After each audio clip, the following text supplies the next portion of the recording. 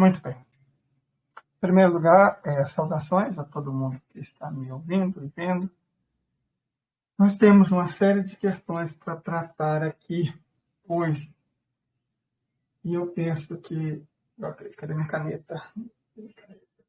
Paciência. Não tem que tratar essas questões sem caneta. Enfim, a mais importante, eu creio, começa com a discussão sobre a quebra do SVB, Silicon Valley Bank. A quebra desse banco, tem outro banco, o Silver alguma coisa, tanto faz.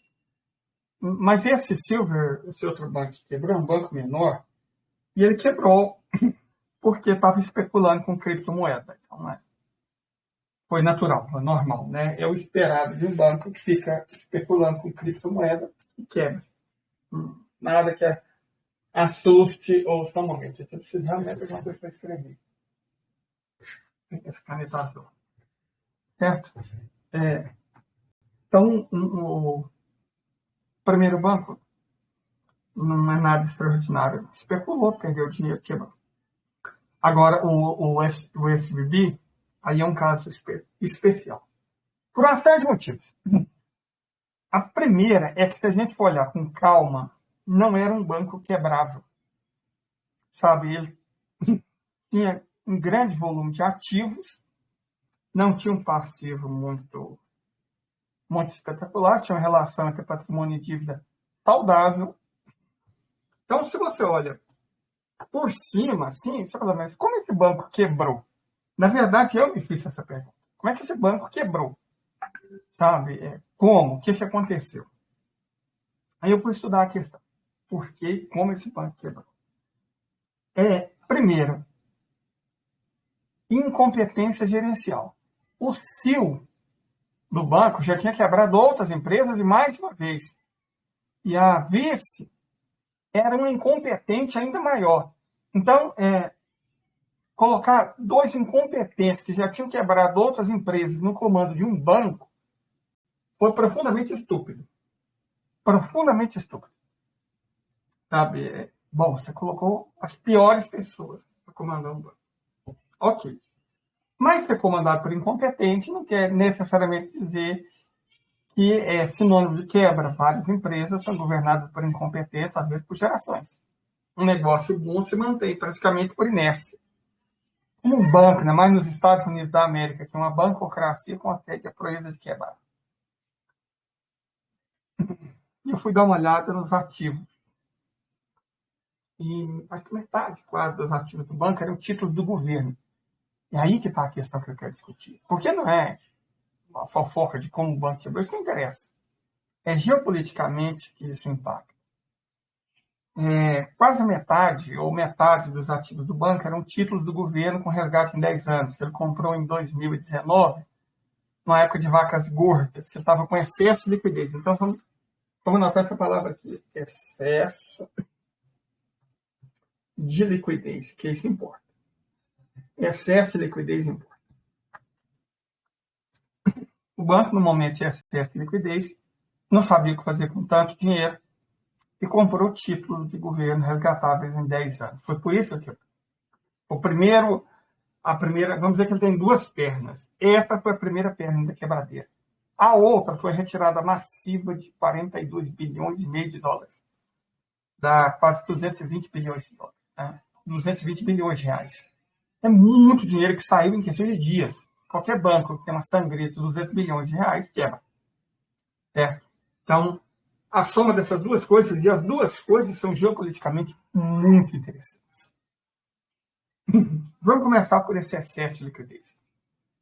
Num famoso artigo Fatal Dependence, David Goodman, que é um banqueiro liberal, só que com juízo, eu vou até ver se eu acho esse artigo, para deixar ele no canal, né, no nosso canal aqui no Telegram, e também disponível no YouTube, quando a gente for postar isso.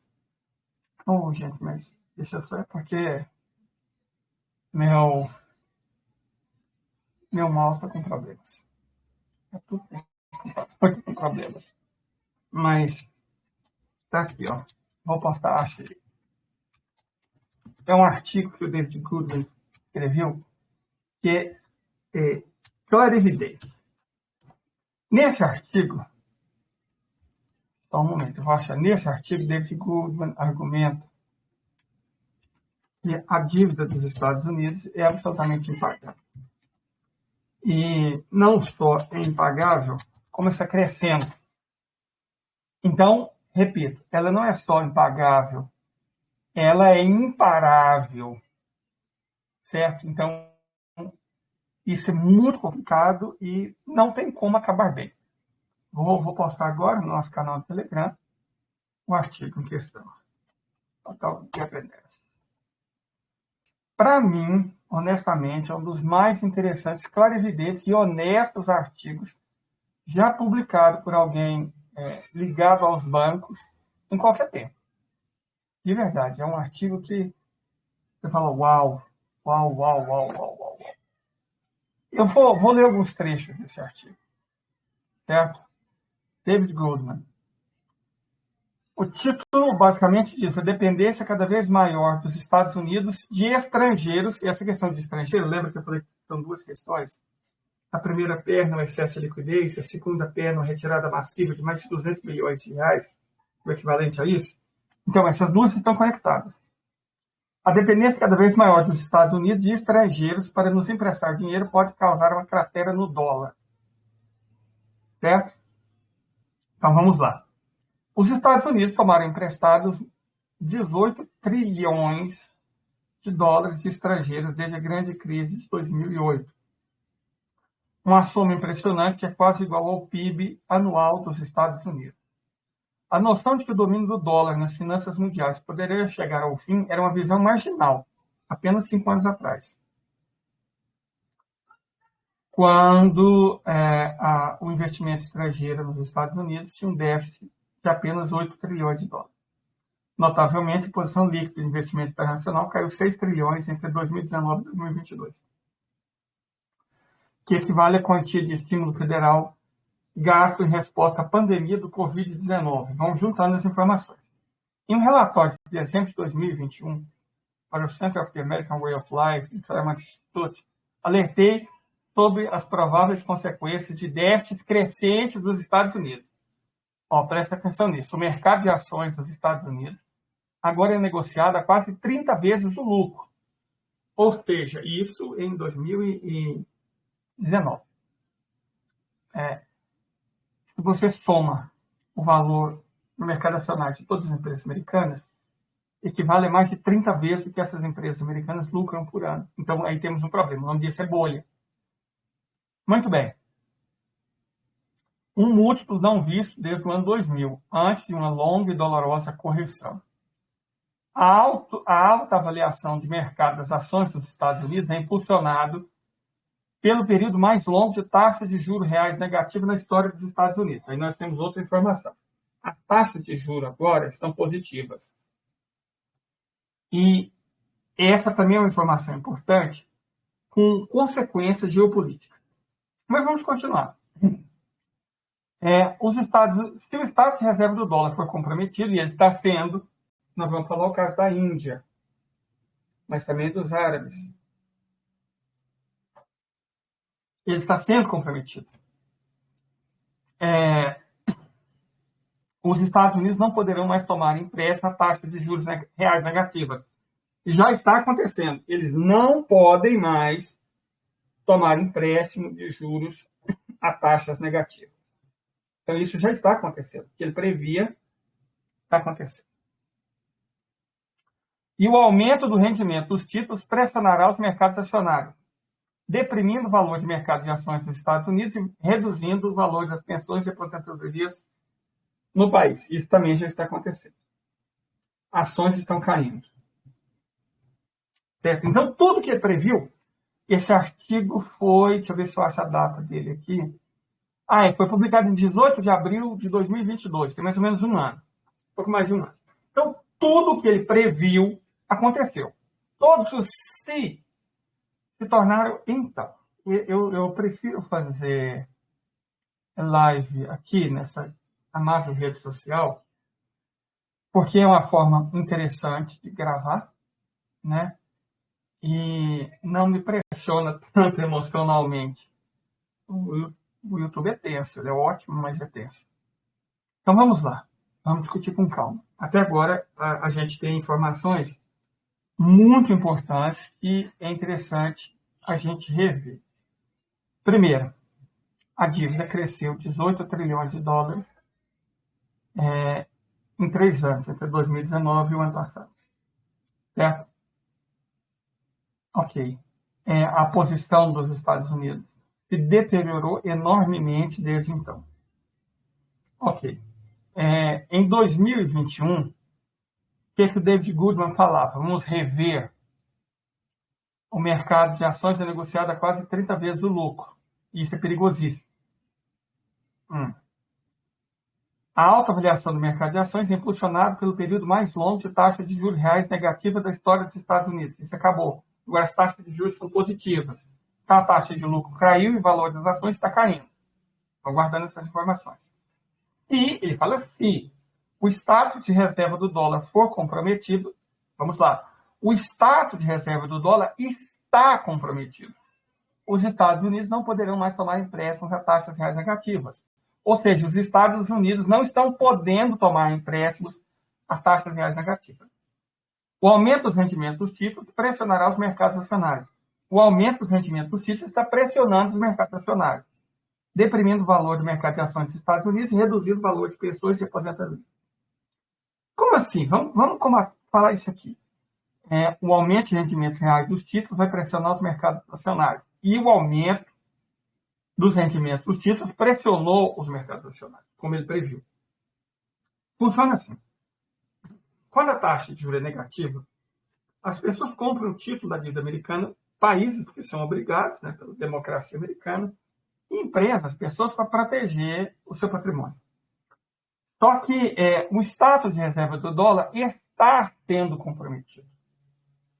Certo? Ou seja, graças à iniciativa inicialmente russo-iraniana, que depois se tornou sino-russo-iraniana, e agora é indo-russo-sino-iraniana, e rapidamente está passando para árabe-indo-russo-sino-iraniana, cada vez menos se usa o dólar, cada vez mais se usa moedas nacionais para trocas comerciais. Rúpia indiana, rúpia indonésia, rial iraniano, dirham árabe, rublo russo, renminbi chinês, rand sul-africano e real brasileiro, todas as moedas com R, estão indo na mesma direção. Os países estão fazendo acordos com seus vizinhos, o Brasil fazendo acordo com a Argentina, com o Uruguai, a Índia fazendo acordo com todos os seus vizinhos, com exceção do Paquistão e da China, evidentemente, mas até com nações mais distantes, Tajiquistão, Luxemburgo, para usar rúpia em vez de dólar. A China fazendo em todos os BRICS, todos os países asiáticos, todos os países do mundo. Ela está, em alguns casos, quase forçando o uso do renminbi ou das moedas nacionais para fazer comércio. O Irã, inicialmente, por absoluta necessidade, agora cada vez mais por oportunidade, está simplesmente não utilizando mais o dólar. Então, se existe uma economia totalmente desdolarizada, é a iraniana. E a Rússia está caminhando para isso. O Banco Central já se livrou de todos os seus dólares, o Banco Central da Rússia, já se livrou de todos os seus dólares, e a previsão para esse ano é que se livre de todos os seus euros também. Então, a economia mundial, rapidamente, não é que ela vai se desdolarizar, ela está se desdolarizando. E para entender o significado na quebra do banco e na geopolítica mundial, a gente tem que partir desse pressuposto, que é a desdolarização muito rápida da economia mundial. Isso significa que os Estados Unidos podiam emprestar dinheiro com taxa de juros negativa, que pela segurança da moeda, eles conseguiam pegar dinheiro do resto do mundo para financiar a própria economia. Só que isso agora não está mais sendo possível. Certo? Não está mais sendo possível. Então, eles têm que oferecer taxa de juros positiva. Né? Taxa de juros maior do que a inflação dos Estados Unidos. Essas taxas de juros positivas têm um efeito colateral. Primeiro, ela aumenta a dívida pública dos Estados Unidos, que já está próxima de 30 trilhões de dólares.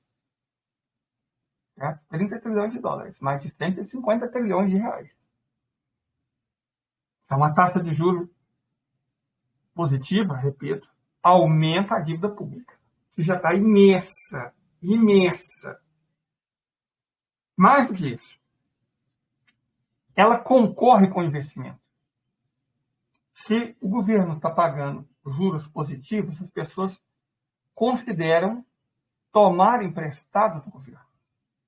Elas pegam o dinheiro delas e mandam para o governo. Isso quer dizer que esse dinheiro não vai mais para investimento, para infraestrutura, para banco, vai para o governo. É o que destrói a economia brasileira. Certo? A economia brasileira é destruída por isso. O governo gasta metade do dinheiro dos impostos para pagar título da dívida pública. E aí não sobra para investimento. Em infraestrutura, saúde, educação, para nada. Certo? O dinheiro, metade do dinheiro que o governo arrecada vai para pagar título da dívida. E os Estados Unidos estão caminhando para ficar nessa situação.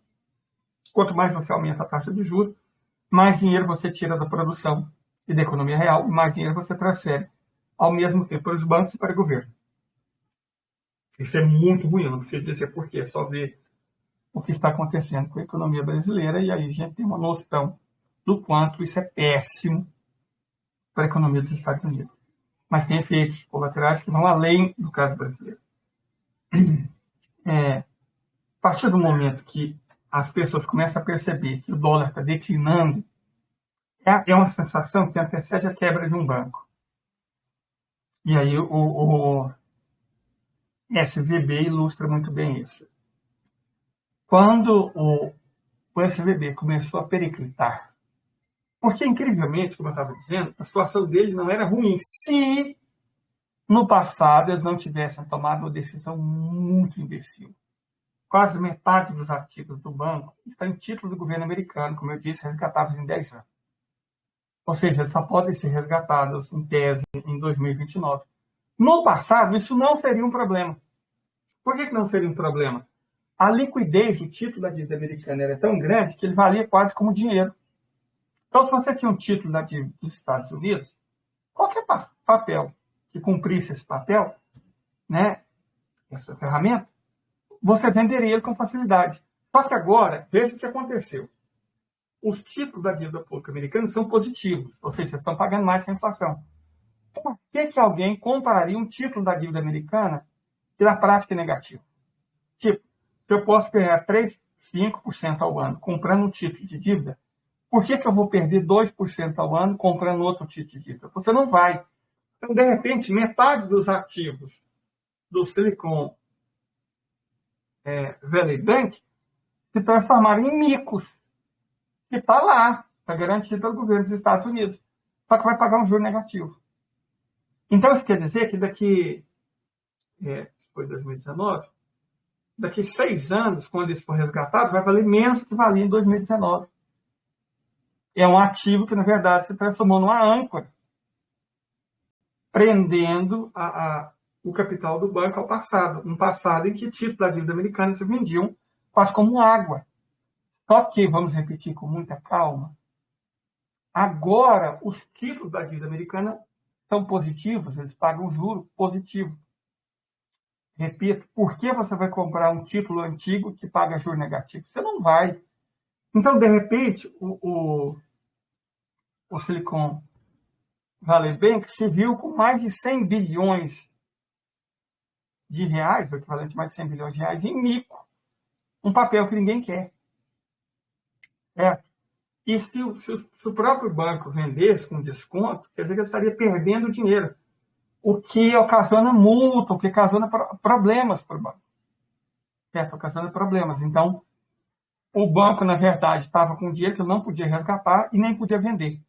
É um patrimônio ilíquido. Certo? Ilíquido, que não podia ser transformado em dinheiro que o banco precisava desesperadamente. Não era muita coisa, 2,5 bilhões. Um banco com patrimônio igual tinha o Silicon Valley Bank, ele não poderia quebrar com um déficit de 2,5 bilhões, mas quebrou. Lembra quando eu falei dos dois incompetentes?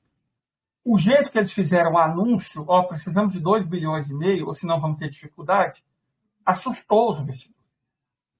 E aí nós entramos na outra perna. O processo de desdolarização da economia mundial.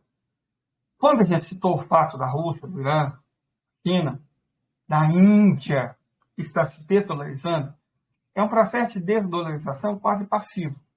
Ele simplesmente, embora um processo rigoroso e com consequências poderosíssimas, mas ainda assim é um processo meio passivo, tipo, inicialmente de caráter comercial. A Índia falou, isso custa X dólares. Mas se você me pagar em rúpias, ou na sua moeda, se a gente tiver um acordo, eu puder pagar em rúpias as compras que eu fizer de você, eu te dou um desconto.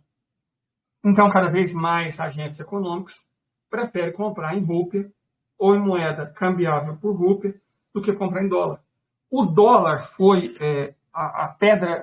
a ponta de lança dos Estados Unidos, do sistema capitalista, porque os países, para adquirir dólar, eram obrigados a dar desconto nas suas vendas, ou seja, vender mais barato, entregar patrimônio para os Estados Unidos.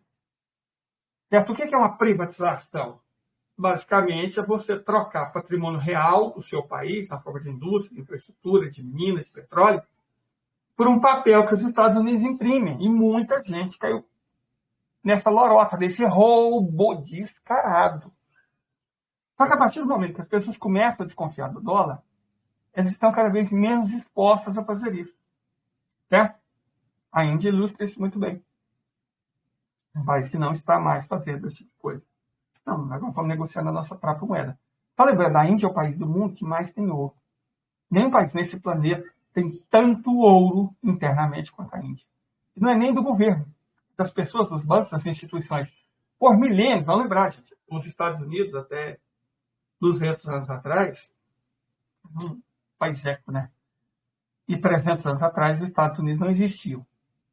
Agora, a Índia, 3.000 anos atrás, já existia. A civilização indiana, na verdade, 8.000 anos atrás já existia. Então, é óbvio que eles sabem o que o ouro significa e acumularam ao longo de séculos e milênios enormes quantidades de ouro. Repito, nenhum país desse planeta tem tanto ouro quanto a Índia. A Índia sabe que ouro vale e que outras coisas não valem. Então, aí eu quero discutir uma outra ponta da quebra dos SVB. A retirada de 42 bilhões e meio de dólares, ou seja, mais de... Deixa eu até ver quanto o dólar está valendo hoje. É um mercado muito volátil, né? Que apesar do dólar tomando tombo no mundo inteiro, o Brasil é um país ridículo, né? Na condução da sua política econômica, graças a Roberto Campos Neto, que deu um prejuízo de 200 bilhões para o país e que o governo assumiu. O Tesouro vai assumir a dívida, o prejuízo de 200 bilhões causado por Roberto Campos Neto. Isso não é discutido na imprensa, claro, porque isso protege os banqueiros, né? Mas no outro país é brincadeira, na China a pena de morte. Mas no Brasil, né, ninguém nem discute o prejuízo de 200 bilhões que ficou para a viúva pagar. Né? Então vamos lá, deixa eu até fazer a conta quanto dá hoje. 42,5 bilhões de dólares em reais. Só para vocês terem uma noção do que isso significa. Isso dá 42 mil bilhões de dólares em reais.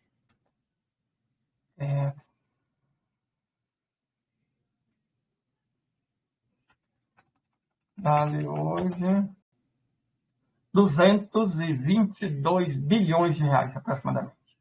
Então, foi uma retirada de mais de 220, o equivalente a mais de 220 bilhões de reais do banco. As pessoas, os analistas econômicos, todos muito bons, né? Eu sou criterioso quanto a isso, eu tenho formação em economia. Então, quando eu procuro ler um artigo, eu não fico lendo de qualquer baguá, não, de qualquer... Né? Não, eu sou criterioso quanto a isso. Assim, porra, essa retirada de 200, do equivalente a 220 bilhões quebra qualquer banco. De fato, em 3 dias, retirar mais de 200 bilhões de reais quebrou o banco. Isso quebrou o banco.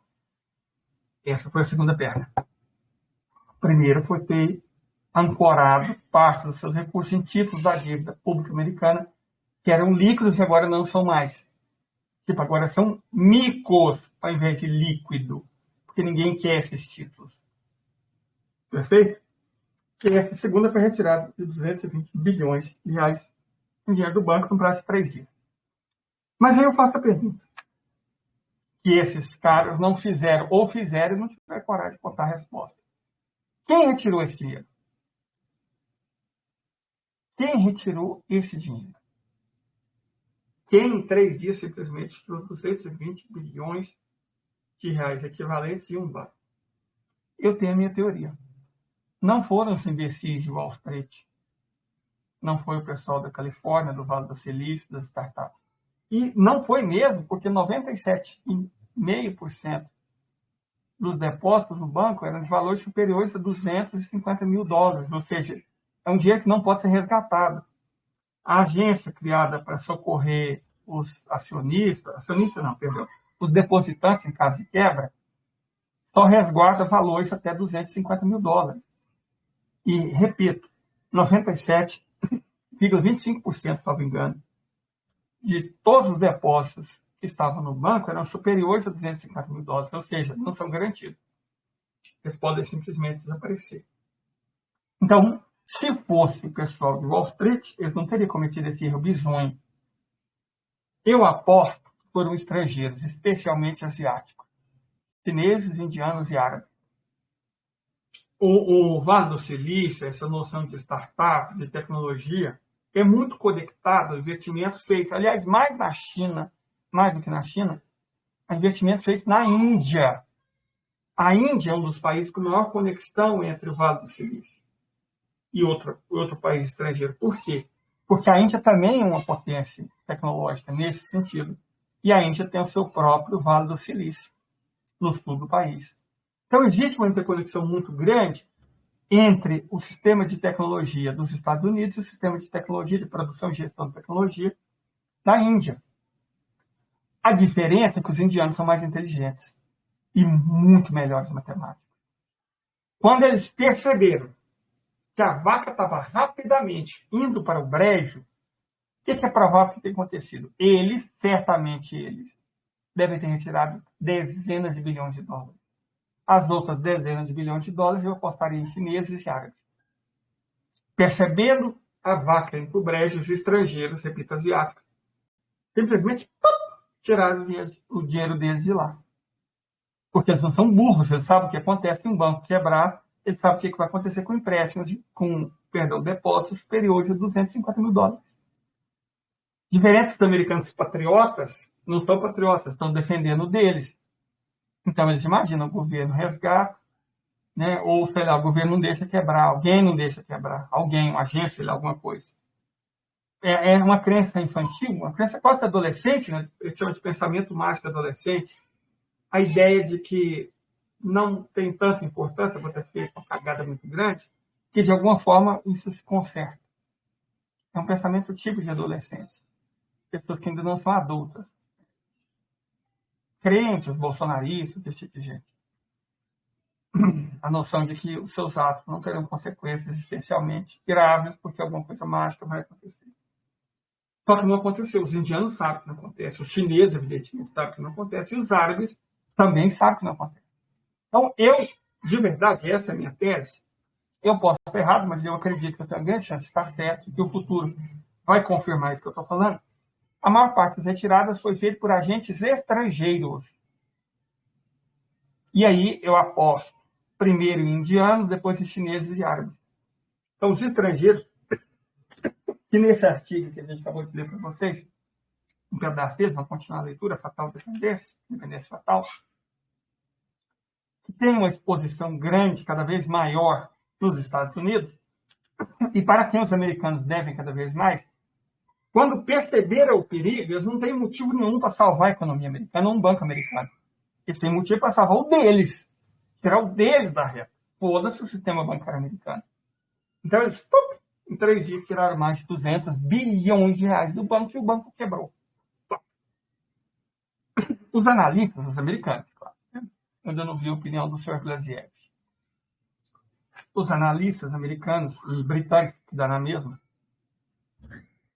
dizem que não tem risco dessa quebra desses 2 bancos, acho que o Silverplay e o SBV, repercutir no sistema bancário americano. Não vai ter contaminação, que foram casos isolados. Discordo. Eles estão mentindo. Então, não é porque estão, tipo assim, ó, não estão sabendo analisar, não, eles estão mentindo, eles sabem que é um risco enorme. Por quê? Porque se realmente, e eu acredito que foi o caso, os estrangeiros retiraram dinheiro dos bancos e fizeram eles quebrar, os chineses e os indianos acabaram de ganhar um poder novo. Vocês estão entendendo o que eu quero dizer? Eles acabaram de ganhar um poder novo, o poder de quebrar banco americano. Opa! Então quer dizer que se a gente tirar dinheiro desses bancos, eles vão quebrar? Uau! Tira dinheiro dos bancos americanos e os bancos americanos quebram. E nós ainda salvamos o nosso. Vocês perceberam o poder e o alcance desse poder desbloqueado? Retira dinheiro do banco, quebra o banco. Tem aqueles brinquedos de torre, de pecinhas, né? Que você vai tirando uma, e até que você tira uma e o edifício todo cai. O jogo começou. O jogo começou. Doravante, daqui por diante, eu creio que é cada vez mais provável que árabes, que indianos, e muito mais perigoso para os americanos, chineses, tenham percebido que o fato de eles terem trilhões de dólares nos Estados Unidos e que esse dinheiro não está necessariamente aplicado em ativos, embora esteja. Os chineses são donos de muitas fazendas nos Estados Unidos, mas muitas fazendas, você não tem noção da quantidade de fazenda que os Estados Unidos têm e que agora pertence à China. Fábricas. Então, os chineses têm infraestrutura, fazenda, fábrica, nos Estados Unidos. Mas mais do que isso, os chineses têm um grande volume de capital nos Estados Unidos. Os indianos também, em menor grau, mas tem. Os indianos também. Iranianos e russos, evidentemente, não. Mas indianos e árabes, tem muitos árabes, mais até que os chineses. Então, eles perceberam um poder novo. Quebrar a banca americana. Vocês entendem o que eu quero dizer? Que eles agora podem quebrar bancos nos Estados Unidos? E mesmo grandes bancos, é só minar a credibilidade do banco. Escolhe um banco qualquer, mina a credibilidade dele. Inicia um período de retirada de dinheiro maciço. Eles não precisam começar o processo. Eles precisam lançar o boato. Porque é assim que funciona. E aí, quando a coisa começa a encrespar, eles tiram todo o dinheiro de uma vez. Tirando o dinheiro em bando, não dá para entender quem foi que começou. Quem foi que deu início ao estouro da manada. Porque o mercado se comporta como uma manada. Se você coloca essa manada para correr, ela vai correr de maneira desinvestada. De maneira totalmente irracional. Prejudicando a si mesmo. Agora, um processo que eu acredito que tenha acontecido quase que por acidente, a partir de agora vai poder ser usado propositadamente. Estados Unidos encheu o saco da Índia, o Jorge Soros fez alguma merda. Nós vamos iniciar uma corrida contra o investimento de Jorge Soros. Jorge Soros, a riqueza dele é baseada em investimento acionário. Então ele investe em empresas. Descubra que empresas ele está investindo, bancos, corretoras, e inicia uma corrida contra elas. Quebre elas, e você vai quebrar as pernas do Jorge Soros. Entendeu? Se o Jorge Soros é o problema, qual que é a cura? A pobreza dele. Porque, historicamente, o que o capitalismo faz é exatamente o contrário. Ele tira dos pobres do mundo inteiro e leva para a mão de pouquíssimos bilionários. A partir de agora, os asiáticos descobriram uma maneira de contornar o sistema. Quebre os ricos. E o governo os defende, tirando dinheiro dos bancos deles, da propriedade deles. Entenderam a lógica? Nas lives passadas, eu já tinha falado que a China controla uma quantidade enorme, em trilhões de dólares, de passivos dos Estados Unidos e da Europa. Na forma de investimentos que esses países têm na China e que a China não está devolvendo. Na forma de depósitos que esses países têm na China, que a China não está permitindo sair do país. E, principalmente, na forma de um grande conjunto de empresas e unidades industriais e fábricas que esses países têm na China. E que a China, evidentemente, não vai deixar sair de lá. Eu até dei o exemplo da Intel americana que na fábrica chinesa conseguiu estabelecer uma litografia de 2 nanômetros para semicondutores, chips. E eu falei, ó, isso é tecnologia americana, mas não é. Ela está dentro da China. A China pode simplesmente não devolver. A partir de agora é nosso. E o que os Estados Unidos vão fazer? Eles vão chorar? Eles não têm o que fazer. Então, os Estados Unidos imobilizaram, prestem muita atenção nessa parte, muita atenção. Os Estados Unidos da América imobilizaram dezenas de trilhões de dólares em fábricas, equipamento, tecnologia dentro da China. Que a China pode confiscar a qualquer hora, destruindo a economia americana. Mas não satisfeito, segundo ponto. Trilhões de dólares de potências estrangeiras estão dentro dos Estados Unidos. Inicialmente, os Estados Unidos poderiam fazer esse dinheiro que fizeram com o dinheiro russo, confiscar. Só que a quebra do SVB abriu um novo poderzinho. Quebre o Banco dos Estados Unidos antes que ele tome seu dinheiro. E vira que não é difícil. O que foi feito? Pegou 42 bilhões de dólares de um banco forte e tirou ele de uma vez. O banco quebrou. Não interessa o quanto o banco tem um balanço bom, quanto o banco tem dinheiro. Se você retira uma grande quantidade de dinheiro dele de uma vez, ele vai quebrar. E agora os indianos viram como, os árabes viram como, os chineses viram como isso acontece na prática. A partir de agora, qualquer banco dos Estados Unidos é um alvo, qualquer banqueiro dos Estados Unidos é um alvo. Vocês estão entendendo o alcance disso? As possibilidades geopolíticas, e não só geopolíticas, geoeconômicas que isso abre. Uau! Enquanto o Soros não estava enchendo o saco do governo indiano, do Modi, eu acredito que a Índia não era um problema, mas agora ela é. A Índia está desdolarizando muito rapidamente, com muita ênfase, o comércio exterior e a própria economia. Isso quer dizer que a Índia desconfia da sinceridade dos Estados Unidos. Perfeito? Ela não podia fazer mais do que isso, na verdade. Né? Desdolarizou a economia, já prejudica muito os Estados Unidos, mas era só o que ela podia fazer. Mas agora, repito, reitero, para ficar claro, para vocês comentarem com os colegas, com os amigos, para vocês repassarem para todas as pessoas. Agora eles desbloquearam um poder novo.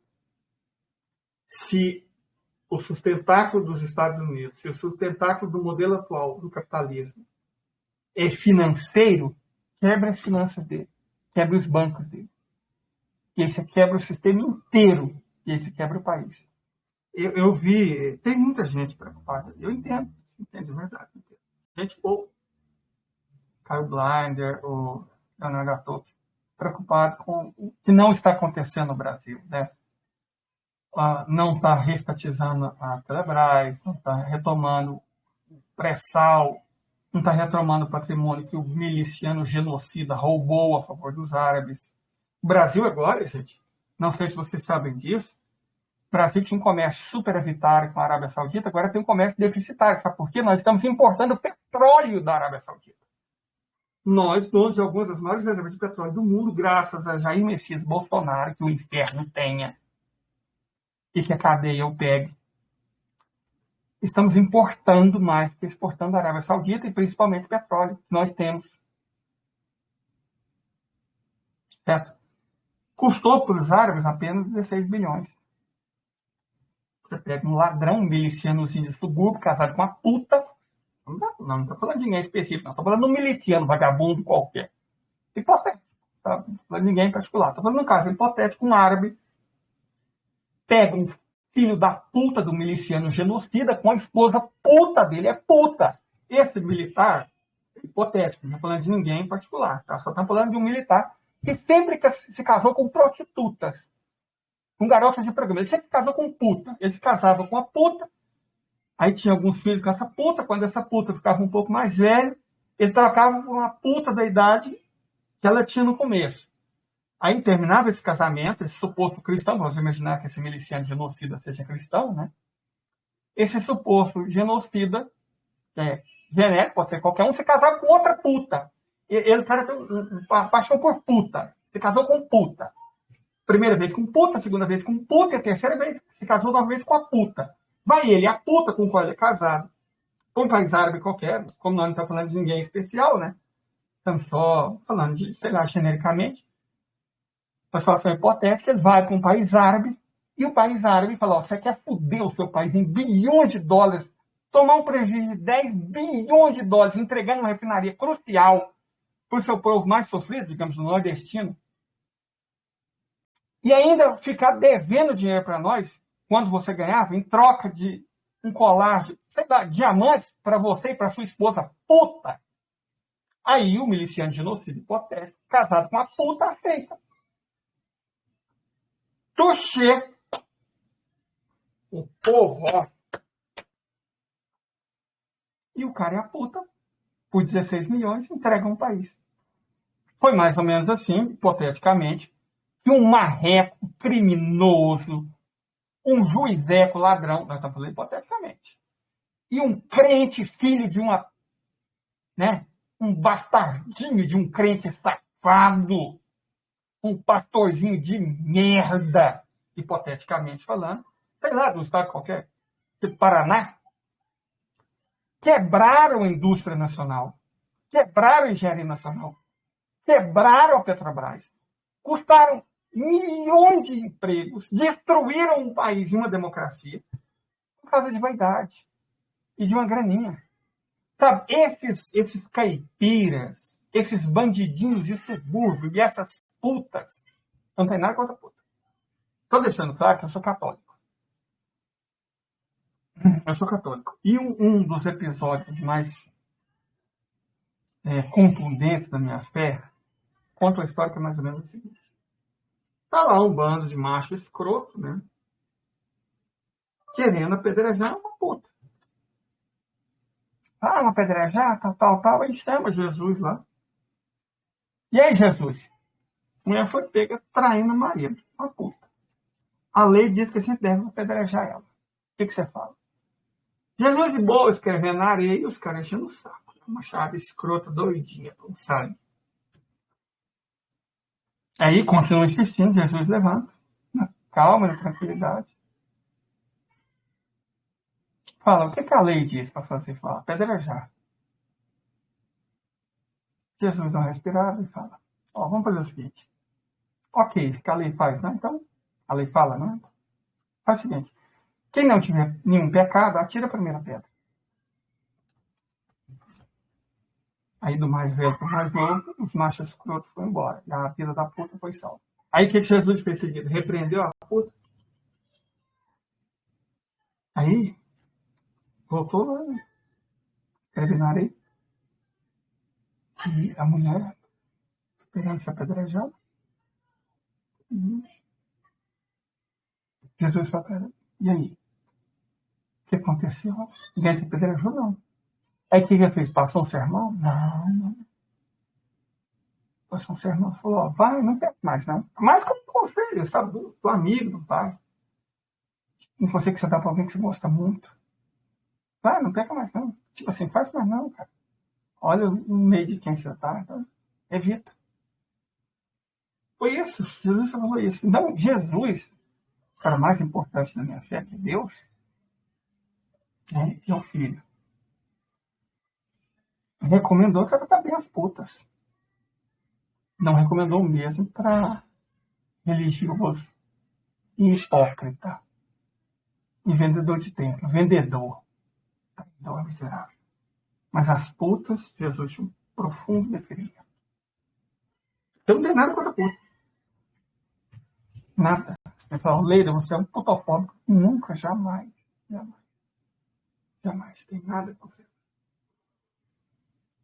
O que eu estou falando é uma puta hipotética, casada com um miliciano genocida, um marginalzinho burro de inteligência limítrofe de subúrbio, digamos. Qualquer lugar hipotético, Rio de Janeiro, por exemplo,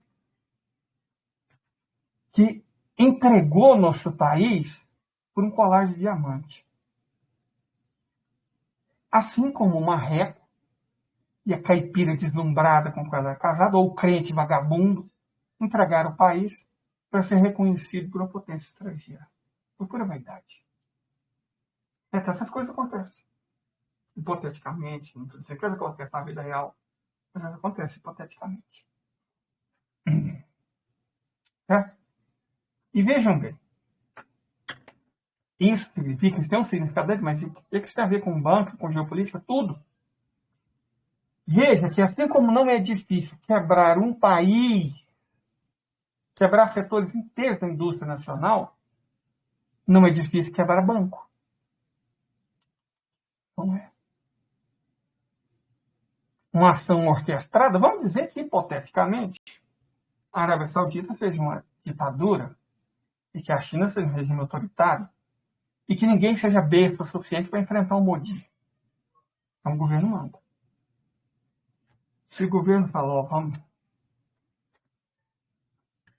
Quem está nos... Você pode ter certeza que os agentes vão fazer isso. Agora nós sabemos como quebrar a economia deles. Ela não é dependente de bancos, de finanças, então. Vamos destruir as finanças deles, quebrando os bancos que eles têm. E a gente desmonta não só esses países e a opressão que eles exerceram sobre nós por séculos, como a gente desmonta todo o sistema. E aí reside a minha diferença. Um dos meus irmãos que sabem tudo que eu sei, mas são pessimistas. Os meus irmãos que sabem tudo que eu sei, irmãos e irmãs, mas são pessimistas porque dentro do Brasil nada vai mudar. E eu concordo com ele. Só que não é uma mudança feita pelo PT, pelo PCdoB, pelo PCO, pelo PSTU, pelo PCB, pela UP que vai mudar tudo. A mudança feita lá fora. Não é que aqui as estruturas vão ser ruídas ou quebradas, é que lá fora elas vão ser destruídas. E agora, tuxê, a gente sabe como. Agora os indianos sabem como, os chineses sabem como, e os árabes sabem como. E viram tanto que é fácil. Quebrar um banco é muito simples. Se esses povos têm ativos de trilhões de dólares nos Estados Unidos, basta agir mais ou menos em conjunto, mandando sinal, apito de cachorro, uns para os outros, não precisa ter uma reunião que pode ser grantada. Não, não. Faz um apito de cachorro. Tum, tum, tum. Os outros vão entender. Assim, qual vai ser a próxima vítima? Qual banco a gente vai quebrar? Vai ser esse? Então o que a gente vai fazer? Primeiro, desmoraliza. Um balanço, uma fala qualquer. Repercute.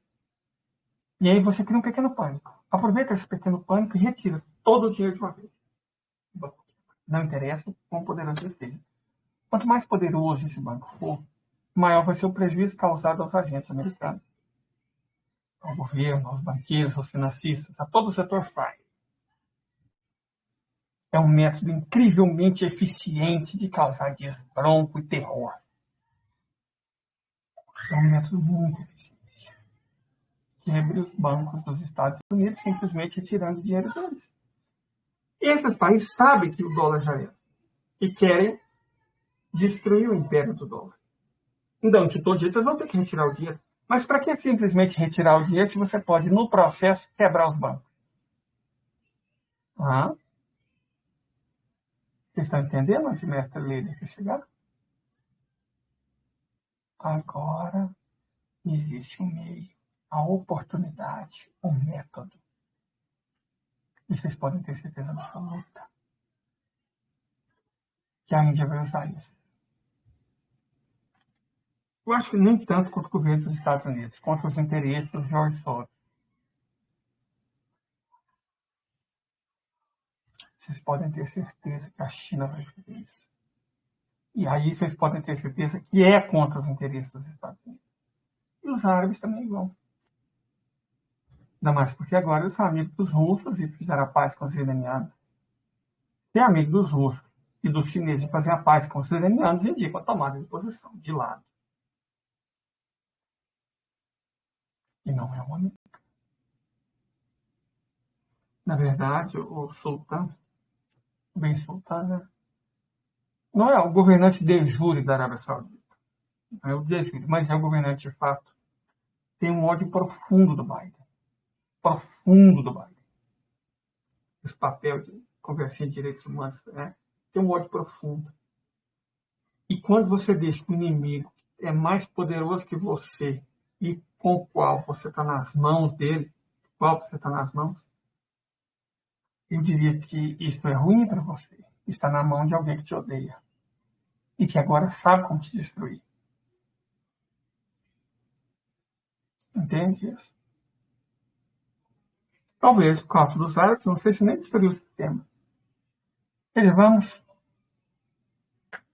na economia dos Estados Unidos, estabelecer o resto do chão só para o Biden e os democratas perderem as eleições. Não necessariamente pensando em destruir o capitalismo ou destruir os Estados Unidos. Eles querem destruir o Biden e os democratas.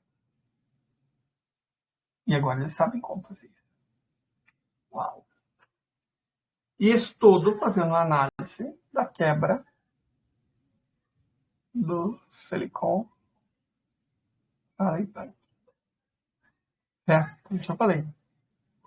Tem muito mais coisa entre o céu e a terra do que supõe a nossa vã filosofia. Deixa eu ler para vocês um trecho que os economistas, a Cristina Tari e Jacques Pendre, escreveram em 30 de março do ano passado. Abre aspas. Preste muita atenção no que eu vou ler. O dólar hoje enfrenta muitos dos mesmos desafios que a libra esterlina britânica no início do século XX. Uma pequena parcela dos volumes do comércio global em relação ao domínio da moeda nos pagamentos internacionais, ou seja, a participação dos Estados Unidos no comércio internacional é cada vez menor, mas a participação do dólar nas trocas é alta. Segundo, uma deterioração da posição líquida de ativos estrangeiros e desenvolvimentos geopolíticos e potencialmente adversos. Então, deterioração da posição líquida de ativos estrangeiros, ou seja, tinha uma postura que tinha ativos positivos, ou seja, o resto do mundo devia para os Estados Unidos. Agora, os Estados Unidos devem para o mundo 18 trilhões de dólares, isso no ano passado. Fora a dívida interna, fora a dívida externa de 30 trilhões. A dívida interna está na faixa de 20 trilhões. Então, os Estados Unidos, no total, os Estados Unidos têm uma dívida aqui na prática de 300 trilhões de dólares, fora os derivativos de 2 trilhões. E aí vamos lembrar sempre do meu ídolo, Michael Woodson, grande economista. Uma dívida que não pode ser paga não será paga. Então, se você faz uma economia, toda uma visão do sistema capitalista baseada em dívida, mas que essa dívida seria paga roubando riquezas estrangeiras, mas a partir do momento que ela não tem como ser paga e você não tem como roubar estrangeiros, essa dívida vai te destruir. Perfeito? Essa dívida cria um excesso de liquidez. Para evitar a inflação, os Estados Unidos faziam mais dívida, até que eles descobriram as startups. Que você investe bilhões e bilhões e bilhões e bilhões por anos a fio numa empresa que está dando prejuízo, esperando que em algum momento ela dê lucro. Isso era possível porque o crédito era muito barato. Toda a economia moderna, essas palhaçadas que vocês veem no Instagram,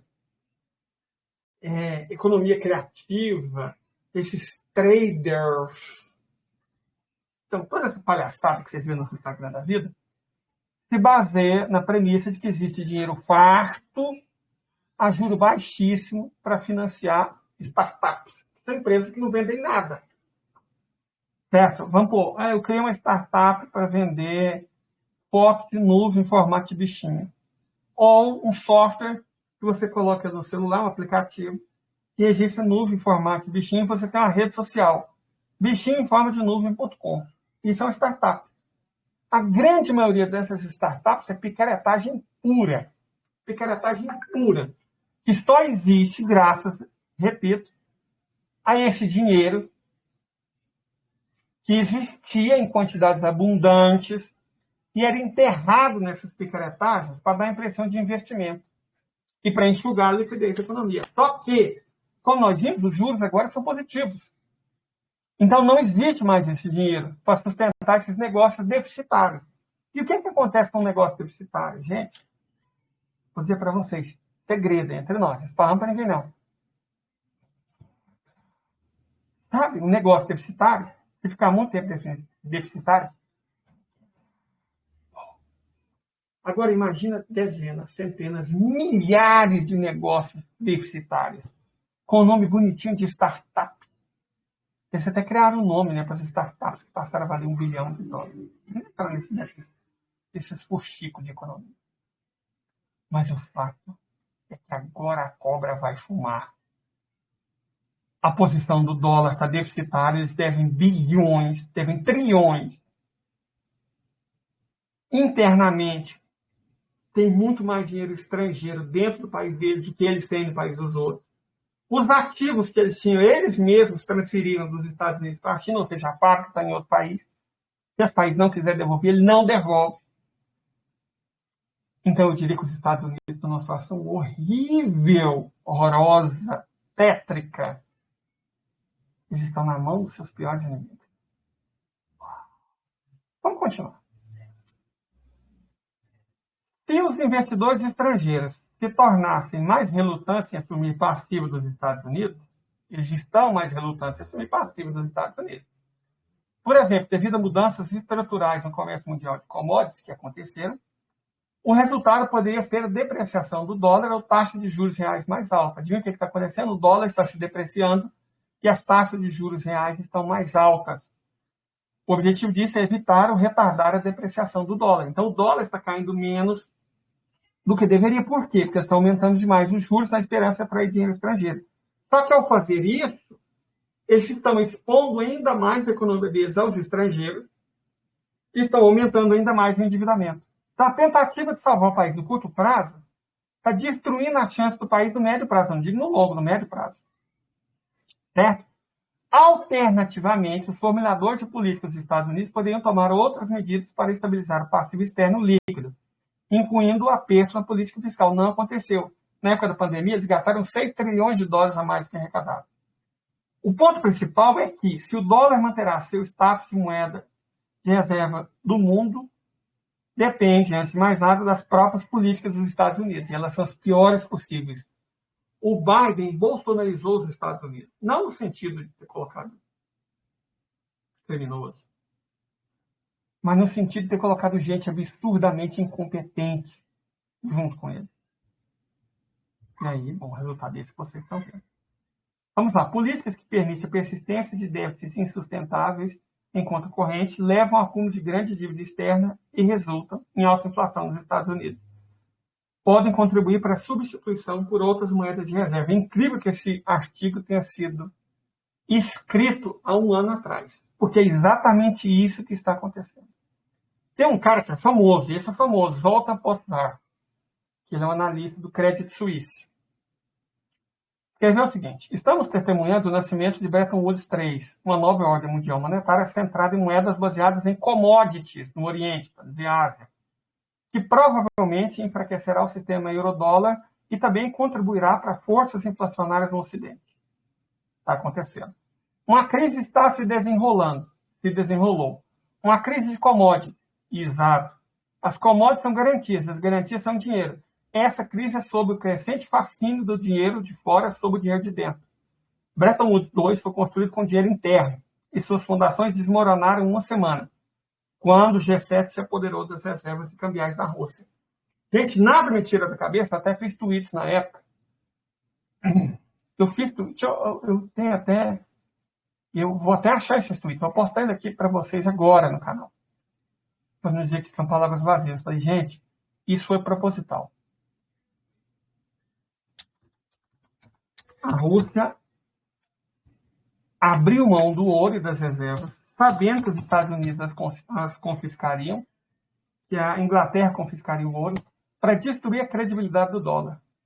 E aí iniciar o começo do fim, que é exatamente o que está acontecendo agora. Certo? É como se a Rússia tem muito ouro, e eu tenho muito dólar, vai fazer falta? Vai.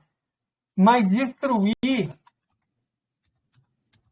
a credibilidade do sistema capitalista internacional, destruir a credibilidade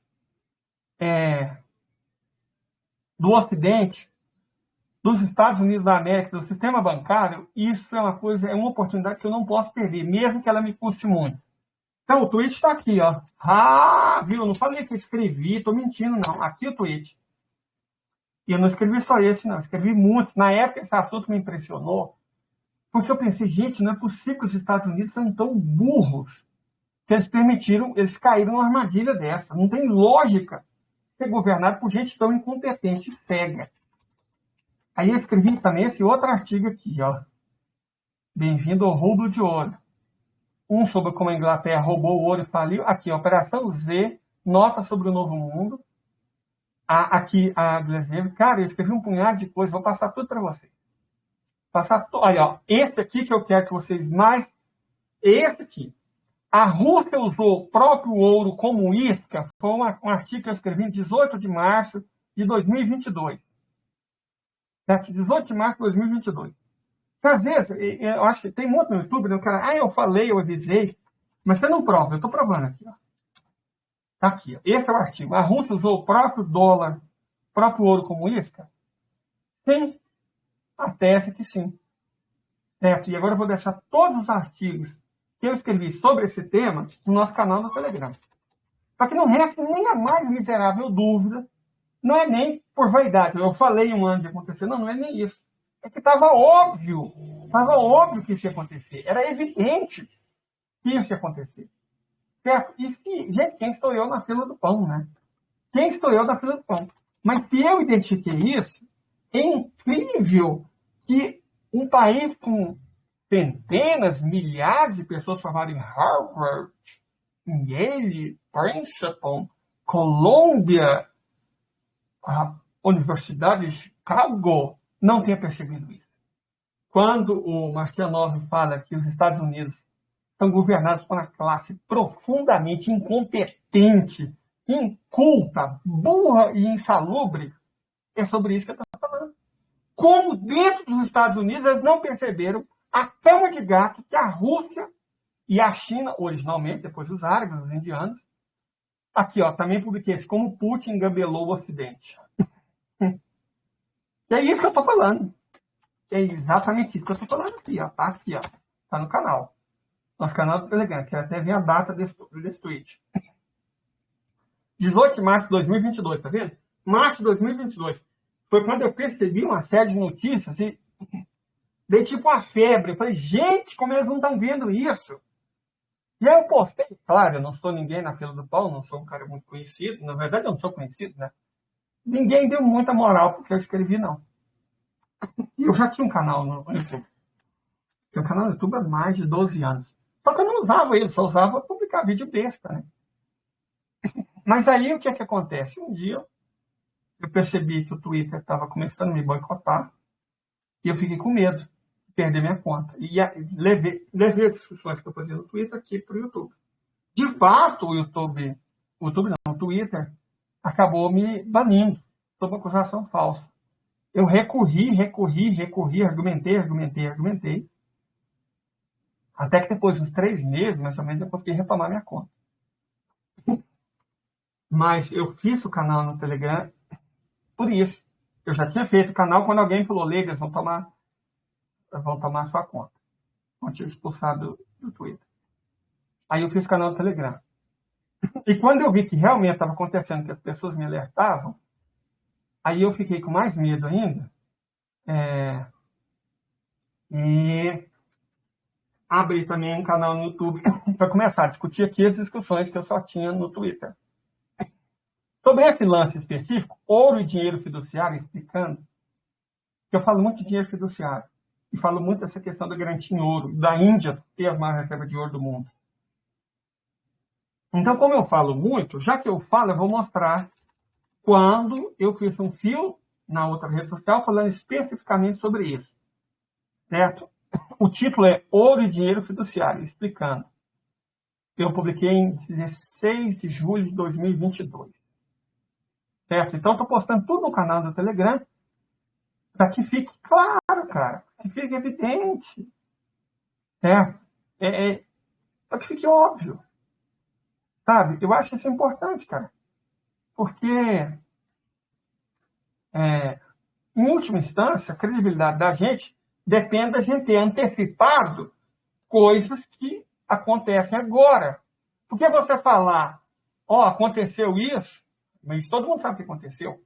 Eu avisei. Bom, muita gente pode falar, sem ter de fato avisado. Então, falei, eu avisei, eu disse que isso ia acontecer, E agora eu estou provando, mostrando para vocês que eu realmente disse. E eu disse, não é porque eu sou, nossa, como líder inteligente, que gênio incompreendido. Não. Eu disse porque é coisa que o Michael Woodson vinha falando há muitos anos. Porque eu estava pregando no deserto.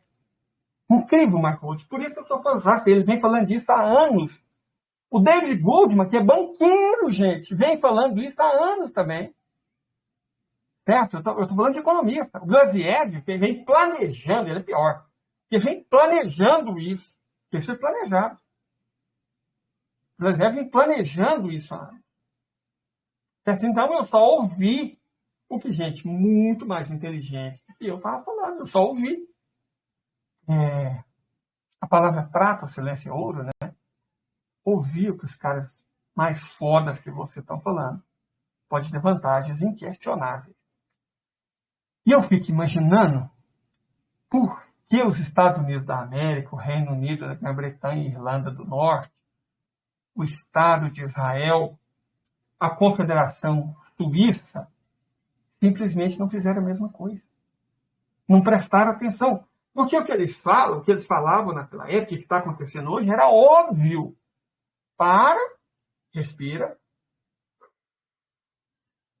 e pensa. Ouve o que eles estão falando. Se você fizesse isso, você veria que, cara, está tudo errado. Vamos consertar. Repare que muitas dessas matérias são concentradas na metade do mês de março. Quando eu comecei a ler com mais seriedade sobre o assunto, a partir da citação do Michael Woodson, do artigo do David Goldman. Então, eu sempre leio o Michael Woodson. Vou até passar o canal dele para vocês, porque, gente, eu recomendo demais dar conta. Vocês têm que ler alguma coisa. Agora que eu sei que fechou, a gente precisa de informação, né? E aí eu vou falar, uma das melhores fontes de informação, sobretudo se vocês querem discutir economia, é o site do Michael Woodson. Se chama michaelwoodson.com. Análise financeira. Cara, ele é muito, muito, muito bom. Não dá para você discutir economia, tentar entender economia, se você não lê o Michael Woodson. De verdade, o cara é bom. Estou garantindo para vocês. O cara é bom. E o fato dele ter previsto um punhado de coisa que está acontecendo aqui é a prova de que realmente ele é bom, gente. É a prova de que realmente ele é bom.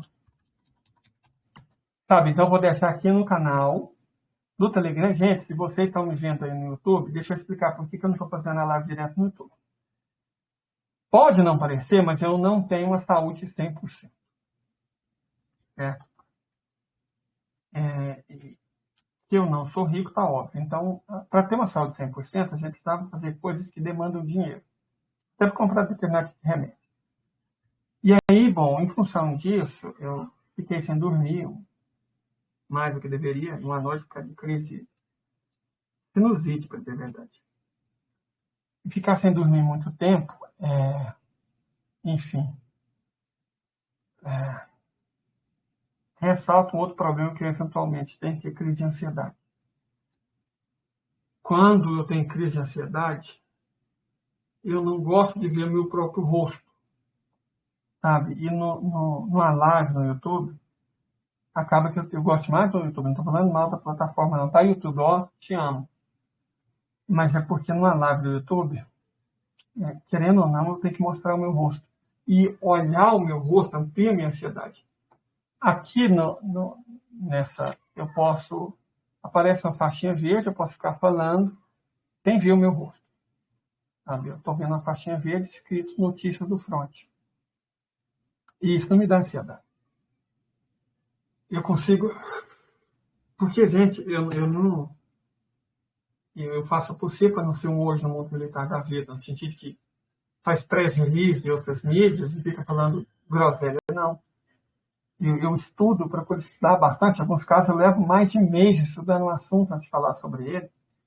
E eu sempre entrego as minhas fontes. Menos, já falei isso, vou repetir sempre, a partir de agora, menos quando a fonte só existir no Ocidente.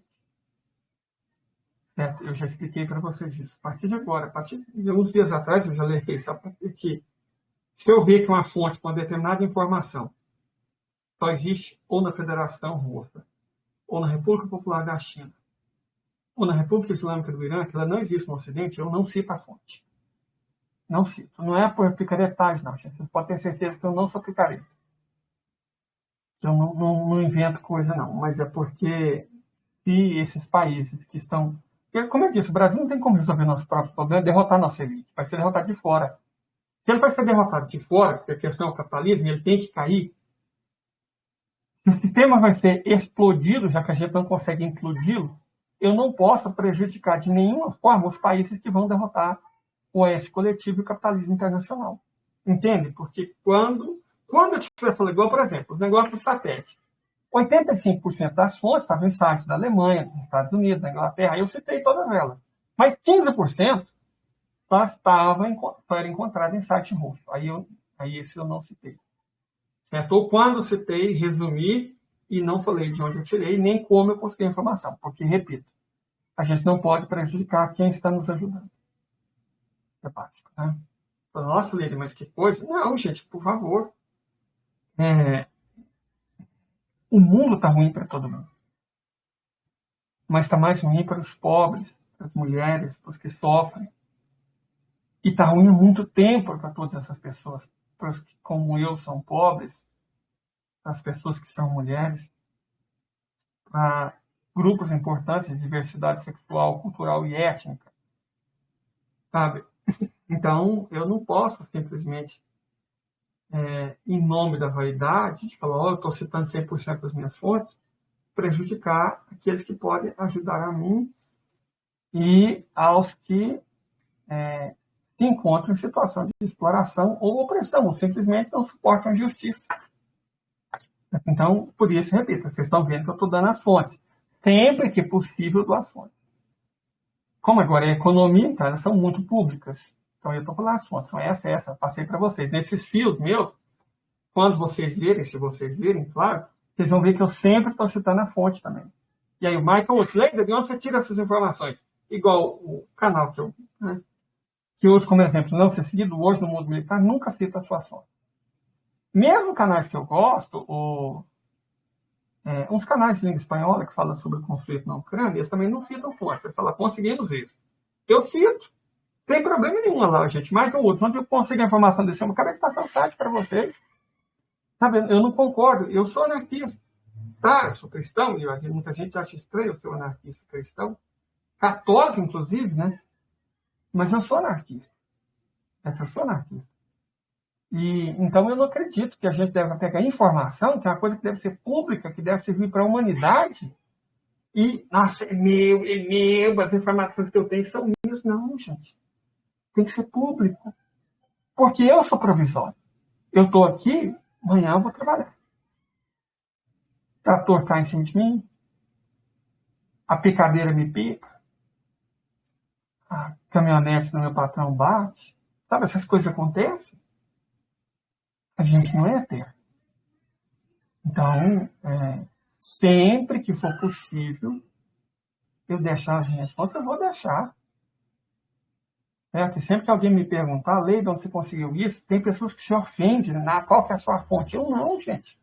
Porque às vezes eu esqueço de colocar, ou é difícil para colocar. Por exemplo, no Twitter, se você coloca muito link, eles reduz muito o alcance. Aqui nessa rede social também. Não estou falando da rede com T, não, da rede com Y. Então, eu evito colocar muito, porque reduz ainda mais o alcance da gente. Eu gostaria muito que a mensagem fosse para mais pessoas. Que ela fosse mais compartilhada. Não estou vendendo. Estou compartilhando. Inclusive, no futuro, eu até penso em fazer tipo um curso. Não por vaidade, mas porque é uma forma de eu conseguir os recursos que eu estou precisando para fazer um canal realmente bom. Eu já, inclusive, sobre isso, eu já ganhei os Pix que me permitiram comprar um processador ótimo, uma placa-mãe muito boa, eu já ganhei o dinheiro equivalente à metade de uma placa-mãe. Estou juntando recursos. Mas no futuro é capaz de fazer tipo um curso, porque aí fica mais fácil para mim conseguir recursos para fazer um canal mais... Mas qual que é o objetivo de sempre? Disseminar informação. A informação, gente, é uma riqueza, e é uma arma, sobretudo dos que são oprimidos. Certo? Eles usam ela para opressão. O que são as fake news? Certo? O que são as fake news? Usar informação, no caso falsa, para oprimir as pessoas. Certo? Então, tipo assim, eu levo isso a sério.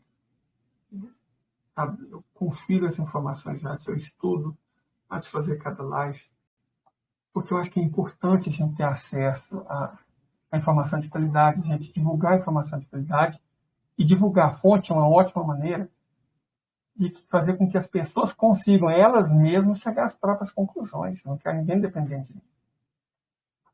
Sabe? Eu quero que as pessoas possam contar comigo. Inclusive, eu sei que tem algumas pessoas que usam isso, alguns vídeos que eu produzo, como material didático. E nesse eu fico particularmente envergonhado, porque eu falei muito palavrão. Se bem que eu não sei se puta é palavrão, né?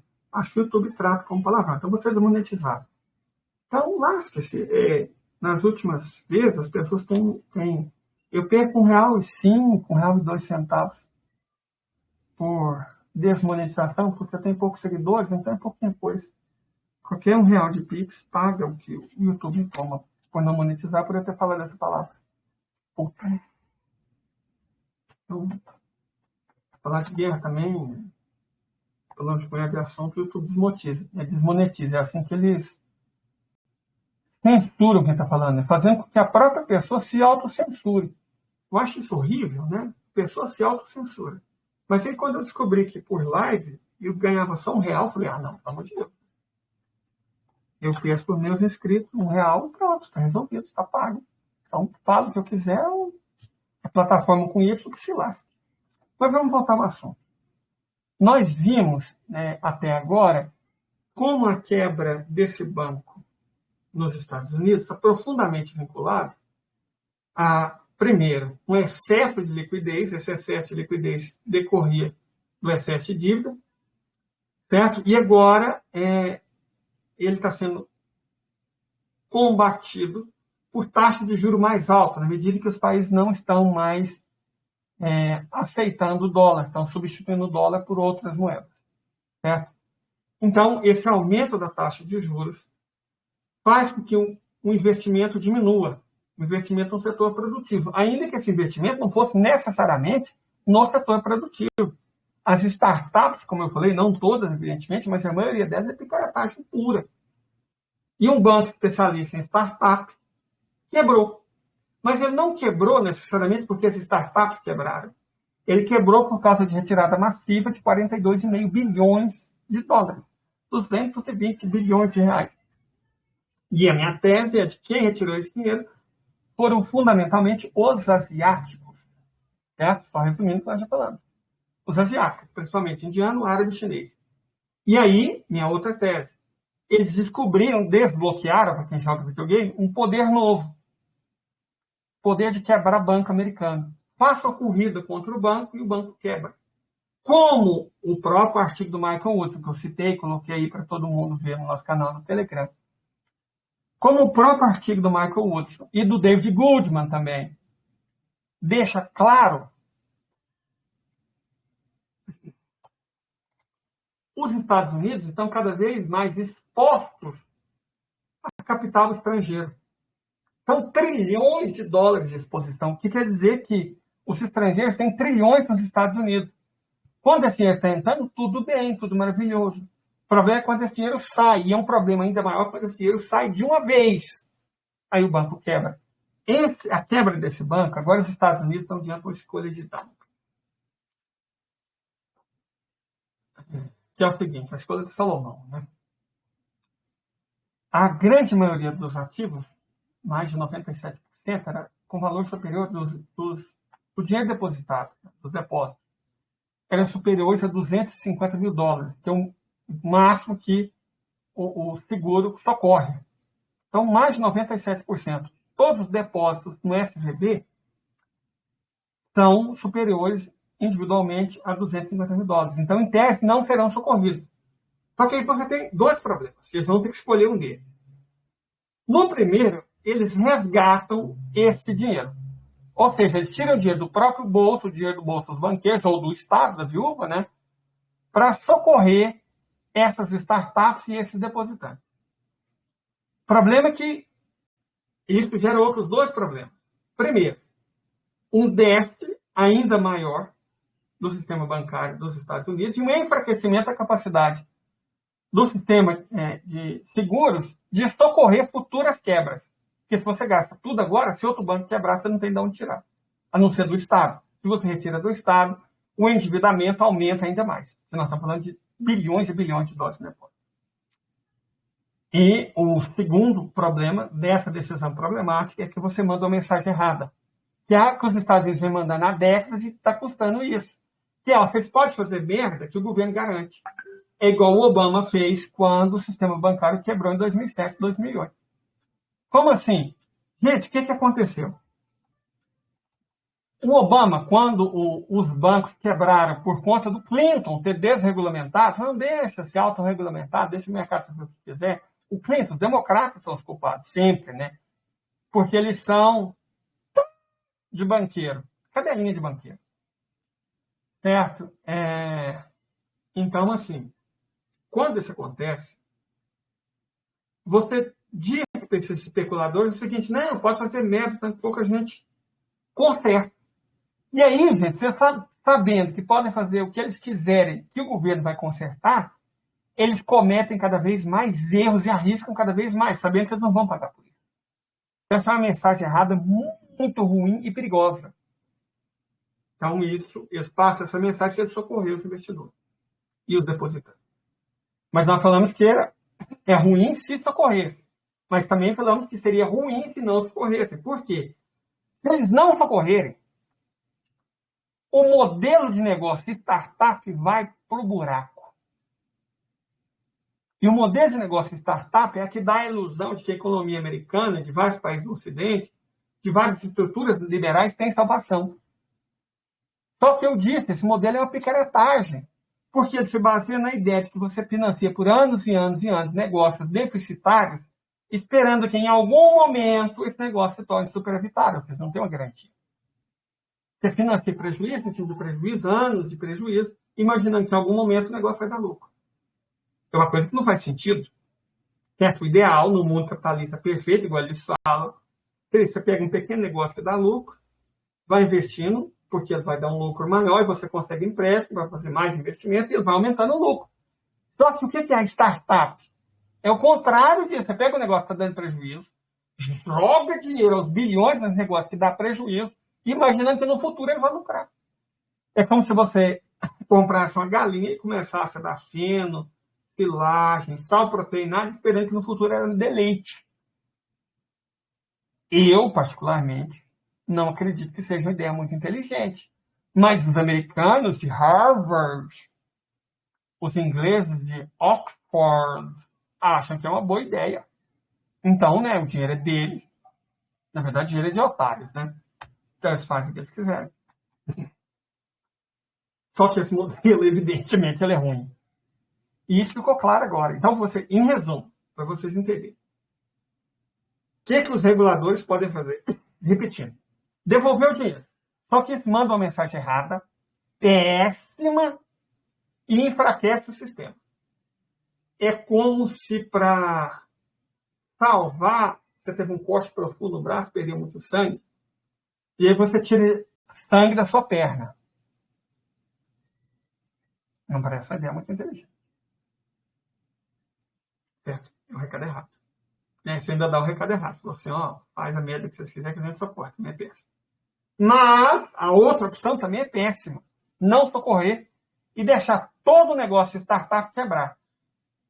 E aí você vai ter uma bola de neve, não só uma bola de neve que vai crescendo, mas que vai crescendo rápido.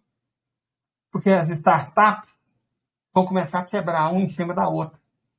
E os investidores dessas startups vão perder tudo, o que vai enfraquecer enormemente o sistema bancário. Então, o sistema bancário ou enfraquece por socorrer, ou enfraquece por não socorrer. Então, quando eu vi os analistas, eu vi um punhado de analistas. Não, isso não tem consequência nenhuma, não. Foi um fato isolado. Eu falei, gente, que povo desonesto, né? Como assim não tem consequência? Claro que tem consequência. E consequências perigosíssimas para o sistema. Porque tanto é perigoso se eles socorrerem, quanto é perigoso se eles não socorrerem. Perfeito? Ah, e se a gente estuda o ecossistema no qual esse habitat banqueiros está inserido, a gente vê que a coisa está perigosa. Porque, como a gente disse, agora os árabes, os indianos e os chineses sabem como quebrar a banca americana. E vocês podem ter certeza que eles vão fazer isso. Se achar que é preciso, ou se der vontade, que vier primeiro. Os banqueiros, esses financistas, são a essência do capitalismo financeiro e do poder dos Estados Unidos, da Europa. Eu vi um cara, não achei bom, não sujeito ruim, não. É bom. Só que desatento, né? Eu sou muito americano. Então, assim, ó, isso que acontece, que aconteceu, porque essas informações que eu dei não são minhas, são públicas. Só que, para quem não entende economia, isso é muito árido. Então, passa batido. Os jornalistões nunca falam, né? As mídias porcões da vida nunca vão comentar isso no Jornal Nacional. Mas o que está sendo discutido na fala de economista que está analisando isso é o seguinte. O SVB quebrou, porque tinha ativos lastreados em títulos de dívida pública que perdeu liquidez. Nós falamos isso no começo da live, né? Por que o banco quebra? Porque quase metade dos ativos dele eram em título de dívida americana que agora não são mais líquidos, que virou mico. Ninguém quer. Isso é uma das consequências do juro americano ter se tornado positivo. Pessoas abandonam o título de dívida que está lastreado em juro negativo, é óbvio. Você não vai querer título de dívida resgatável em 10 anos, está pagando juro negativo, você vai querer título de dívida resgatável ou no menor tempo possível ou na maior taxa de juros possível. Então, os antigos títulos, e são trilhões deles, em dólares deles, virou mico. Aí um cara lá, repito, um cara bom, não é um desonesto, picareta, não, um cara bom, só que desatento. Falou assim, gente, mas essa situação é da economia norte-coreana, da economia sul-coreana, perdão, e da economia japonesa. Principalmente a japonesa. Eles também têm trilhões de dólares em título da dívida, que a qualquer momento pode perder liquidez. Mas deixa eu explicar para vocês a diferença enorme das duas coisas. Primeiro, a Coreia do Sul ainda é uma potência industrial. E o Japão também, coisa que os Estados Unidos não são mais. Então, o lastro deles não está necessariamente na dívida, mas na produção. Certo? E segundo, a moeda japonesa, o iene, já caiu até onde tinha que chegar. Então, ela já está, apesar de ter caído muito em um ano, ela já está no piso, ela está alicerçada, diferente do dólar, que vale muito mais do que deveria valer. Como a gente sabe que o dólar deveria valer? O dólar deveria ser uma expressão da economia americana. Se o dólar fosse uma expressão da economia americana, ao invés de R$ 5,20, que o dólar está valendo hoje, acho que R$ 5,22, o dólar deveria valer uns R$ 2,50. Deveria valer a metade do que vale. Então, a outra metade do dólar é inflacionado, vamos dizer assim, superestimado. Então, para o dólar chegar a valer o que a economia americana vale, ele tem que cair no mínimo 50%. Eu diria 60%. O Japão já caiu, o iene já caiu. Então, o Japão, incrivelmente, apesar de ter uma dívida líquida proporcionalmente maior, a economia está assentada em bases sólidas, indústria e uma moeda que vale o que a indústria produz. Tá? Então, você argumentar que o Japão, por exemplo, corre o mesmo risco que os Estados Unidos, ou mesmo a Coreia do Sul, num grau menor, corre o mesmo risco, porque você tem muito título de dívida lastreando bancos, é desonesto. Por que é desonesto? Porque o caso americano é sui generis. Sui generis porque, A, eles não têm a base industrial produtiva, que a Coreia do Sul e o Japão têm, e B, principalmente no caso do Japão, cuja moeda vale o que vale a economia. O dólar vale muito mais do que vale a economia. Então, o dólar está sobrevalorizado artificialmente.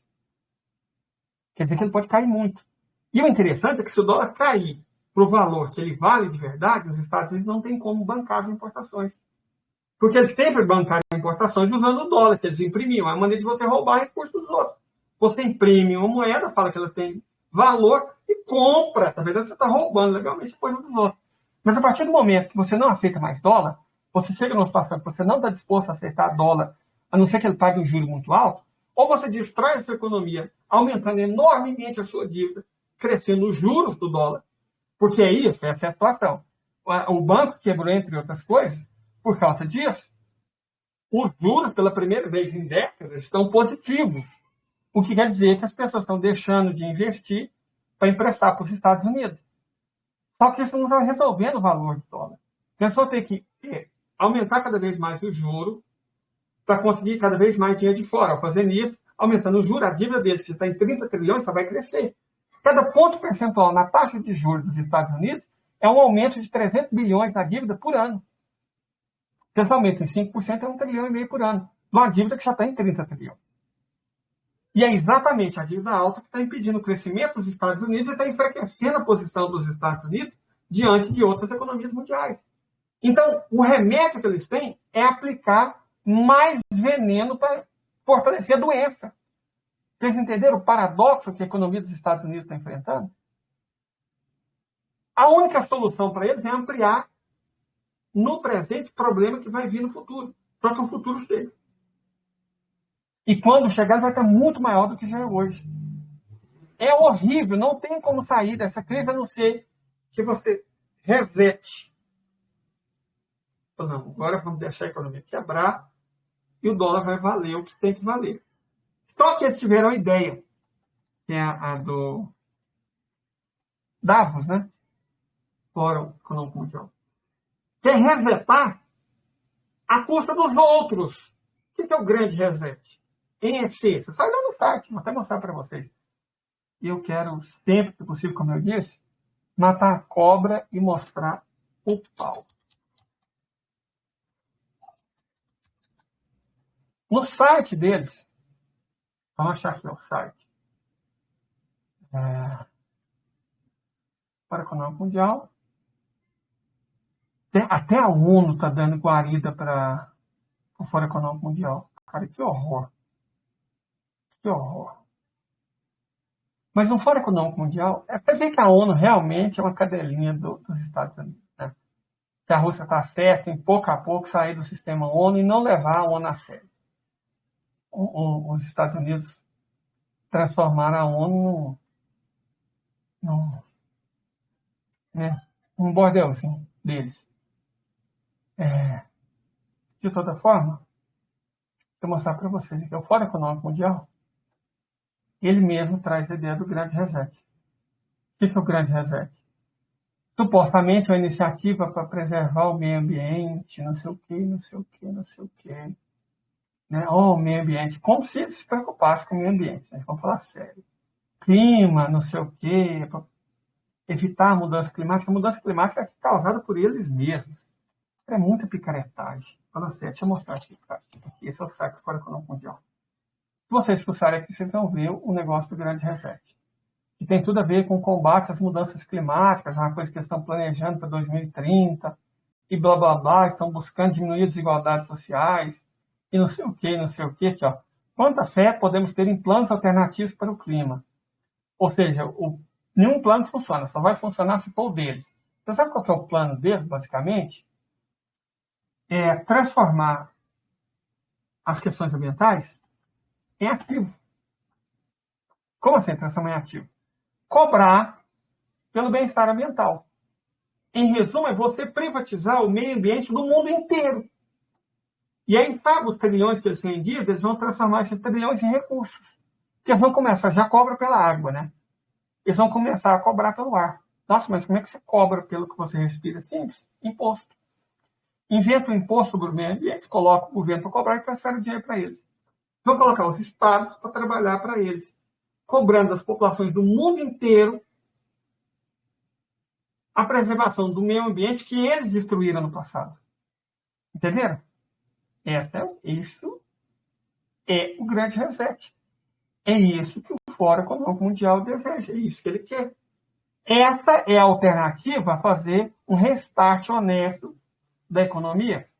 Por quê? Como eu disse, o correto seria você reconhecer que o dólar vale muito mais do que deveria valer, que o euro está valendo muito mais do que deveria valer em função do estado decreto das economias e reduzir o valor. Só que isso significaria você reduzir a fortuna desses caras pela metade, ou em 2/3.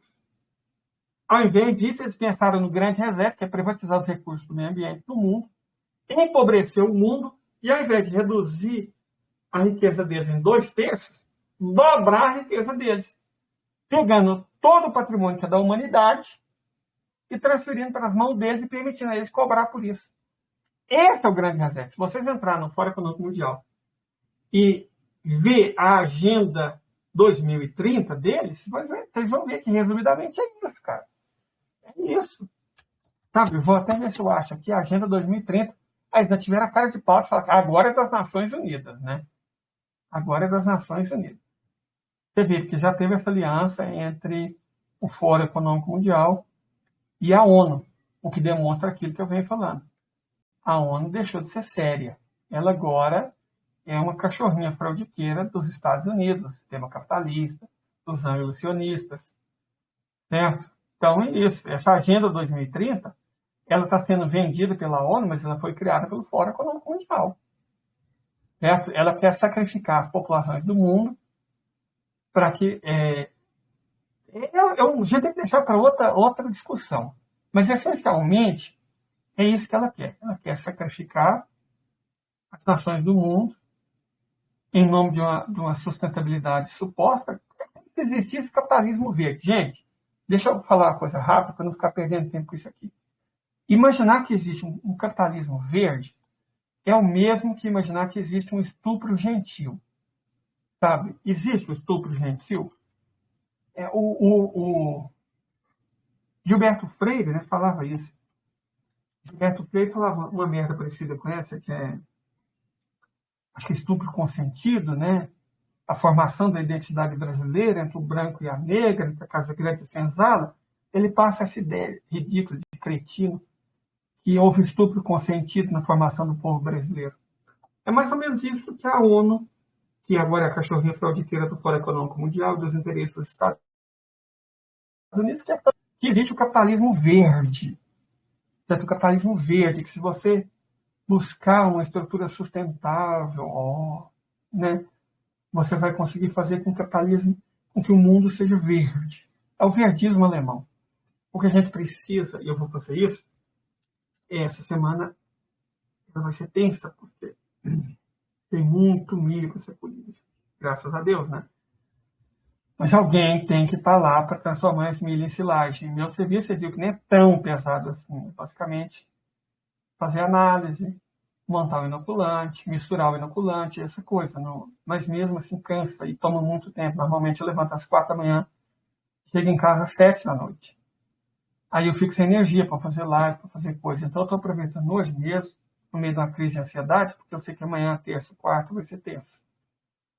Certo? Então estou aqui. Aproveitando esse momento. De toda forma, como eu disse, essa crença de que existe o capitalismo verde, que o capitalismo pode ser bonzinho, e que basta pagar para que tudo seja consertado, cara, essa crença é muito falsa. Ela é muito falsa. Mas é nisso que eles querem que a gente acredite. Como eu disse, não acredito no lei, acho que está sendo... Como é que é o nome daquele negócio que a própria CIA inventou? Tem um nome, gente. Qual que é? O Covid. Sequela, né? Teoria conspiratória. Leider é um conspiracionista. Não, gente, eu não sou conspiracionista. Você vai entrar no site do Fórum Econômico Mundial e vocês vão ver exatamente o que eu estou falando. Agora parece que está mais escondido. Antes estava bem na capa. Agora não está mais, não. Mas acredita, está lá. Está no site do Fórum Econômico Mundial. Vocês vão achar. Certo? Vocês podem ter certeza que vocês vão achar. Eles vão estar falando exatamente isso que eu estou dizendo. Certo? Exatamente. Sem vergonha nenhuma. De toda forma, a questão aqui é a relação entre a quebra do STB e o início do fim, como nós já tínhamos falado. todas as coisas que aconteceram nessa semana, e aconteceu muita coisa ao longo dessa semana, semana não, porque hoje é outra semana, semana passada, foi a quebra dos dois bancos, que eles disseram, não é nada, não, pode ficar tranquilo, gente, é coisa assim, não fique tranquilo. Plantem mandioca, quem puder. Acumula dinheiro ou ouro em espécie. Bancos quebram. Espero que vocês tenham aprendido a lição. Bancos quebram. Eu não confiaria em banco startup. Não vamos citar nomes, né, porque você sabe como é que funciona, mas sabe aquele banco que é sinônimo de pelado? Então, ele e os assemelhados. Confia nisso, não, gente. Não confia nisso. Quando eu falo início do fim, eu não estou falando no sentido figurativo. É realmente o início do fim.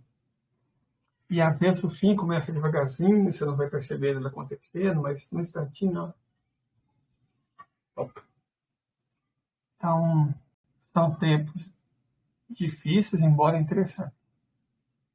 E dizem em Goiás que prudência, canja de galinha, que é no bolso, não faz mal para ninguém. Então é isso. Se eu tiver energia, mais tarde eu apareço para trocar ideias. E qualquer coisa, nós estamos aqui no Telegram. Vocês podem fazer perguntas, questionamentos. Eu crio o canal do Telegram para isso, para a gente trocar ideia. Nas outras redes sociais é difícil fazer esse tipo de coisa, mas aqui isso é permitido. A gente pode fazer isso de maneira muito livre, com muito mais independência do que nas outras redes sociais. Então, qualquer coisa, estamos aqui, gente. Agora, se vocês me dão licença, eu vou tomar banho, descansar um pouco, para ver se eu consigo acordar de noite, no horário normal, e ver se aparece alguma dúvida, alguma coisa, e discutir o que eu tenho para discutir, porque amanhã só Deus sabe, e todo jeito tende a ser um dia complicado. Certinho, muito obrigado a todos vocês, de verdade, grato aqui pela audiência. Tenha uma ótima semana, gente. As coisas são difíceis, mas é só não desesperar. Foco, força, fé e farol. E vai dar tudo certo. Vai dar tudo certo. Até mais. Nossa, falando por 100 minutos. Socorro.